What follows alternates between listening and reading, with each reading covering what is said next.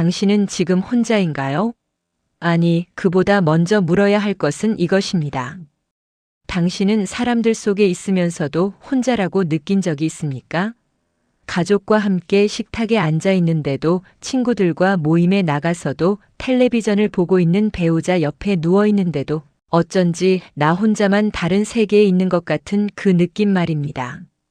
그 느낌은 밤이 되면 더 선명해집니다. 불을 끄고 눕는 순간 어둠 속에서 커지는 적막함. 옆에 누군가 있어도, 아니 어쩌면 누군가 있기 때문에 더 또렷해지는 외로움. 이것은 당신만의 일이 아닙니다. 많은 사람들이 이 나이가 되면 알게 됩니다. 외로움은 혼자 있어서 생기는 게 아니라는 것을. 오히려 누군가와 함께 있는데도 마음이 닿지 않을 때 그 외로움은 더 깊어집니다. 젊었을 때는 달랐습니다. 그때는 바빴고 할 일이 많았고 사람들이 필요했습니다. 아이를 키우고 일을 하고 부모를 돌보고 살림을 꾸리느라 외로울 틈이 없었습니다.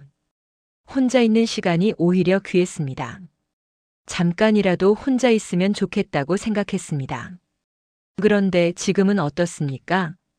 혼자 있는 시간이 너무 많습니다. 아침에 눈을 뜨면 하루가 텅 비어 있습니다. 누가 찾지도 않고 급하게 해야 할 일도 없고 기다리는 사람도 없습니다. 배우자는 자기 세계에 빠져 있고 자식들은 전화도 잘 안 합니다. 친구들은 하나둘 멀어지거나 아프거나 세상을 떠났습니다. 그래서 우리는 생각합니다. 내가 뭘 잘못한 걸까? 왜 나만 이렇게 혼자일까? 다른 사람들은 행복해 보이는데 나만 외로운 걸까? 하지만 진실은 이것입니다. 모두가 혼자입니다. 겉으로 드러나지 않을 뿐 당신 옆에 그 사람도, 웃고 있는 저 사람도, 자식들에게 둘러싸여 있는 저 노인도 사실은 혼자입니다. 사람은 태어날 때도 혼자 태어나고 죽을 때도 혼자 죽습니다. 그 사이의 시간 동안 우리는 누군가와 함께 있는 것처럼 느끼지만 결국 각자의 의식 속에서 각자의 시간을 살아갑니다. 당신이 느끼는 감정을 다른 사람은 정확히 알 수 없습니다. 당신의 고통을 다른 사람이 대신 느껴줄 수도 없습니다. 이것은 슬픈 일이 아니라 사실입니다. 인간 존재의 근본적인 조건입니다. 나이가 들면서 이 사실이 점점 더 분명해집니다. 배우자와 함께 산 지 수십 년이 되었지만 어느 순간부터 대화가 줄어듭니다. 할 말이 없어집니다. 아니, 정확히는 말해도 통하지 않는다는 걸 알게 됩니다. 당신이 무언가를 말하면 상대는 듣는 척하지만 실제로는 자기 생각에 빠져 있습니다. 당신도 마찬가지입니다. 상대의 말을 들으면서도 다른 생각을 합니다. 그렇게 우리는 같은 공간에 있지만 다른 세계를 삽니다. 어떤 사람들은 이것을 견디지 못하고 다툽니다. 왜 내 말을 안 듣느냐고, 왜 나를 이해하지 못하느냐고 따지지만 사실 이해받을 수 없다는 것이 더 정확한 표현입니다. 완전히 이해받는다는 것은 애초에 불가능한 일입니다. 자식들도 마찬가지입니다. 젊었을 때는 자식이 전부였습니다. 자식을 위해 모든 것을 희생했습니다. 내 살보다 자식의 삶이 중요했습니다. 그런데 자식들은 자랐고 자기 삶을 살아갑니다. 당연한 일입니다. 그래야 하는 일입니다. 하지만 부모의 마음은 그렇게 쉽게 정리되지 않습니다. 자식들이 전화하기를 기다립니다. 명절에 오기를 기다립니다. 손주를 보여주기를 기다립니다. 그런데 자식들은 바쁩니다. 정말로 바쁩니다. 그들에게도 일이 있고 가정이 있고 자기 문제가 있습니다. 부모는 그들의 삶에서 점점 작은 부분을 차지하게 됩니다. 이것도 자연스러운 일입니다. 하지만 그 자연스러운 일이 우리를 외롭게 합니다. 어떤 사람들은 이 외로움을 견디지 못해서 자식에게 더 매달립니다. 자주 전화하고 자주 찾아가고 돈으로 관심을 사려고 합니다. 하지만 그럴수록 관계는 멀어집니다. 자식들은 부담스러워합니다. 의무감으로 대합니다. 부모는 그것을 느낍니다. 진심이 아니라는 것을 억지로 한다는 것을 압니다. 그래서 더 외로워집니다. 사랑받고 싶어서 한 행동이 오히려 거리를 만듭니다. 악순환입니다. 친구 관계도 비슷합니다. 젊었을 때는 친구들과 자주 만났습니다. 수다도 떨고 술도 마시고 여행도 다녔습니다. 그런데 나이가 들면서 하나씩 변합니다. 누구는 건강이 나빠져서 집에만 있고, 누구는 배우자 간병 때문에 바쁘고, 누구는 자식들과 갈등 때문에 예민해집니다. 모임에 나와도 예전 같지 않습니다. 웃기는 하지만 마음이 닿지 않습니다. 각자의 고민이 있지만 서로에게 털어놓지 못합니다. 약해 보이고 싶지 않으니까요. 늙었다고 무시당하고 싶지 않으니까요. 그래서 모두 괜찮은 척합니다. 행복한 척합니다. 손주 자랑, 여행 자랑, 건강 자랑을 합니다. 그러고 나면 집에 돌아와서 더 공허해집니다. 이런 외로움 속에서 어떤 사람들은 잘못된 선택을 합니다. 누군가를 만나면 외로움이 사라질 거라고 믿습니다. 새로운 인연을 찾습니다. 배우자가 있는데도 다른 사람에게 마음이 갑니다. 혹은 배우자를 잃은 뒤 급하게 누군가를 만납니다. 외로움을 채우기 위해서입니다. 하지만 외로움은 다른 사람이 채워줄 수 있는 것이 아닙니다. 오히려 급하게 만난 인연은 새로운 문제를 만듭니다. 재산 문제, 자식들과의 갈등, 배신과 실망. 외로움을 피하려다가 더 큰 상처를 받습니다. 70 중반의 한 남자 이야기를 들려드리겠습니다. 그는 젊었을 때 성실하게 살았습니다. 회사에 다니면서 가족을 책임졌고 자식들을 대학까지 보냈습니다. 아내와의 관계는 특별히 나쁘지도 좋지도 않았습니다. 그냥 그렇게 살았습니다. 대부분의 부부가 그렇듯이요. 그러다 아내가 먼저 세상을 떠났습니다. 갑자기였습니다. 뇌출혈이었습니다. 병원에 실려간 지 사흘 만에 세상을 떠났습니다. 그는 그제야 깨달았습니다. 아내와 제대로 대화한 적이 거의 없다는 것을.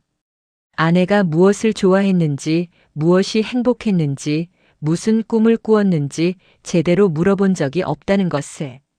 하지만 이미 늦었습니다. 장례를 치르고 나니 집이 텅 비었습니다. 자식들은 일주일쯤 있다가 각자의 생활로 돌아갔습니다. 가끔 전화는 했지만 예전처럼 자주 오지는 않았습니다. 그는 혼자였습니다. 아침에 일어나도 할 일이 없었습니다. 밥을 먹어도 혼자였고 텔레비전을 봐도 혼자였습니다. 밤이 가장 힘들었습니다. 어둠 속에서 잠이 오지 않았습니다. 외로움이 파도처럼 밀려왔습니다. 그는 견딜 수가 없었습니다. 누군가가 필요했습니다. 누군가와 이야기하고 싶었습니다. 그래서 경로당에 나가기 시작했습니다. 거기서 비슷한 처지의 사람들을 만났습니다. 과부들도 있었고 호라비들도 있었습니다. 그중 한 여자가 그에게 관심을 보였습니다. 60대 후반의 여자였습니다. 그녀도 남편을 잃고 혼자 사는 처지였습니다. 그들은 가까워졌습니다. 자주 만나서 밥을 먹고 산책을 하고 이야기를 나눴습니다. 그는 오랜만에 외롭지 않았습니다. 누군가 자기 이야기를 들어주고 웃어주고 공감해주는 것이 좋았습니다. 그래서 서둘렀습니다. 이 사람을 놓치면 다시 외로워질 거라고 생각했습니다. 그래서 동거를 제안했습니다. 여자는 처음에는 망설였지만 결국 그의 집으로 들어왔습니다. 자식들은 반대했습니다. 특히 딸은 크게 반대했습니다. 아직 엄마가 돌아가신 지 1년도 안 됐는데 무슨 여자냐고 재산을 노리는 것 아니냐고 따졌습니다. 그는 자식들을 설득했습니다. 외롭다고 혼자서는 못 산다고 이해해달라고 했습니다. 처음 몇 달은 괜찮았습니다. 집에 누군가 있다는 것만으로도 좋았습니다. 아침에 일어나면 아침밥이 준비되어 있었고 밤에 잠들 때 옆에 누군가 있었습니다. 하지만 시간이 지나면서 문제가 생기기 시작했습니다. 그녀는 돈에 대해 자주 이야기했습니다. 생활비가 부족하다고 했고 자기 아들이 어렵다며 돈을 빌려달라고 했습니다. 그는 처음에는 주었습니다. 사랑하니까요. 하지만 돈은 돌아오지 않았습니다. 그리고 그녀는 계속 요구했습니다. 이번에는 병원비라고, 다음에는 손주 학비라고 했습니다. 그는 점점 불안해졌습니다. 그리고 깨달았습니다. 그녀가 자기를 사랑해서가 아니라 돈 때문에, 외로움 때문에 함께 있다는 것을. 자기도 마찬가지였습니다. 그녀를 사랑해서가 아니라 외로움을 피하기 위해 그녀를 붙잡았던 것입니다. 결국 그들은 헤어졌습니다. 큰 다툼 끝에 그녀는 집을 나갔습니다. 그는 다시 혼자가 되었습니다. 그런데 이상한 일이 벌어졌습니다. 예전처럼 외롭지 않았습니다. 아니, 외롭기는 했지만 그 외로움이 견딜만 했습니다. 오히려 혼자 있는 것이 편했습니다.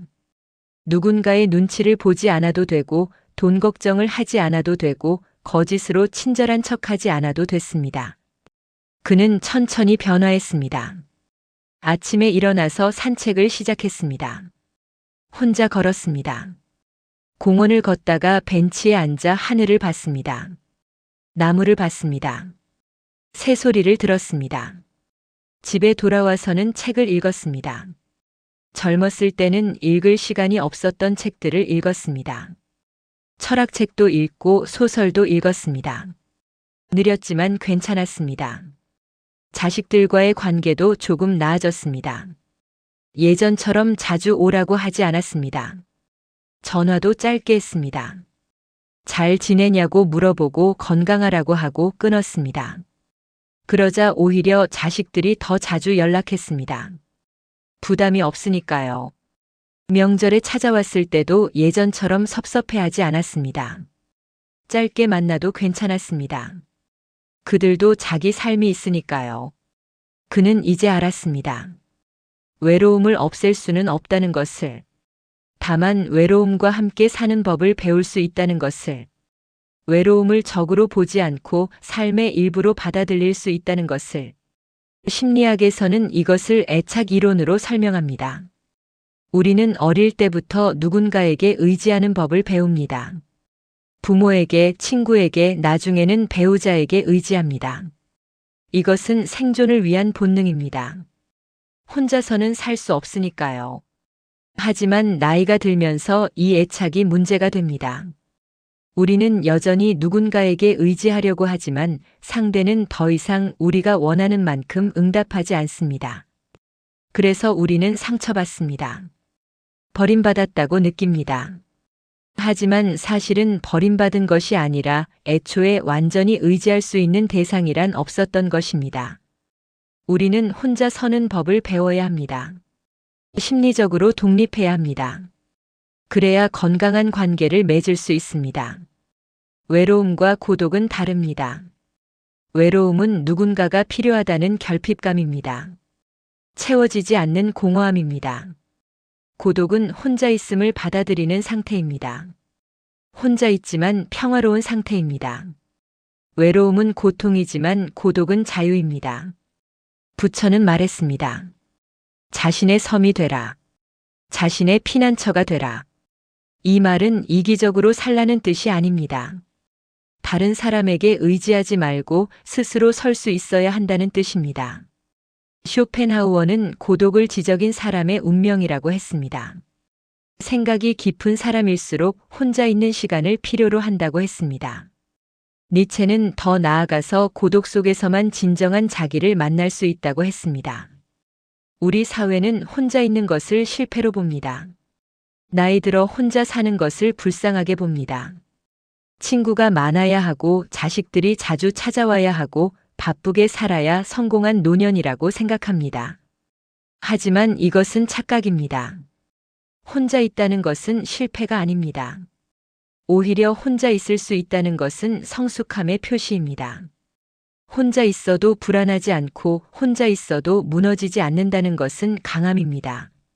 많은 사람들이 외로움을 피하려고 쓸데없는 관계에 매달리고 의미 없는 모임에 나가고 진심이 아닌 사람들과 시간을 보냅니다. 그것이 더 슬픈 일입니다. 외로움을 없애려고 하지 마십시오. 외로움은 없어지지 않습니다.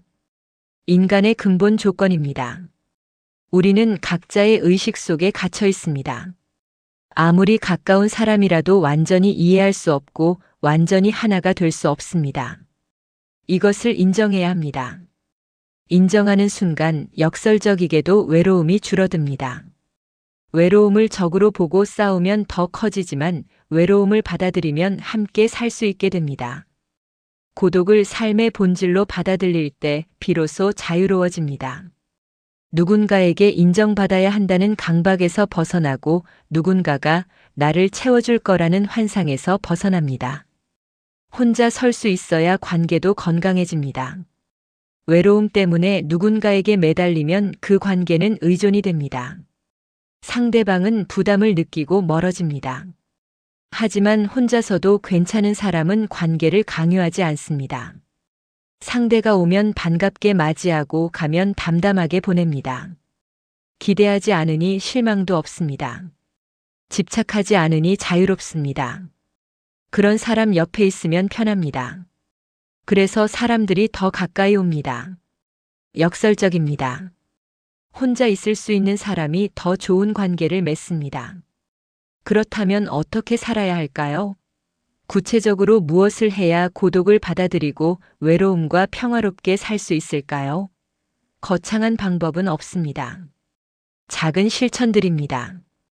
일상의 변화들입니다. 먼저 아침 루틴을 만드십시오. 일어나는 시간을 정하십시오. 매일 같은 시간에 일어나십시오. 일어나서 물을 한 잔 마시십시오. 창문을 여십시오. 바깥 공기를 느끼십시오. 간단하게 스트레칭을 하십시오. 몸을 깨우십시오. 이것만으로도 하루가 달라집니다. 아침을 어떻게 시작하느냐가 하루를 결정합니다. 무기력하게 일어나서 텔레비전부터 켜면 하루 종일 무기력합니다. 하지만 의식적으로 아침을 시작하면 하루의 리듬이 생깁니다. 걷기를 시작하십시오. 매일 걸으십시오. 아침에 걸어도 좋고 저녁에 걸어도 좋습니다. 거리는 중요하지 않습니다. 10분이든 30분이든 괜찮습니다. 중요한 것은 매일 한다는 것입니다. 걸으면서 주변을 보십시오. 나무를 보십시오. 계절마다 나무가 다릅니다. 봄에는 새싹이 나고 여름에는 무성하고 가을에는 단풍이 들고 겨울에는 앙상합니다. 이것을 보는 것만으로도 위안이 됩니다.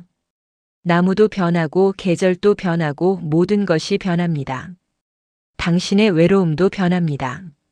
하늘을 보십시오. 구름을 보십시오. 구름은 잠시도 같은 모양이 없습니다.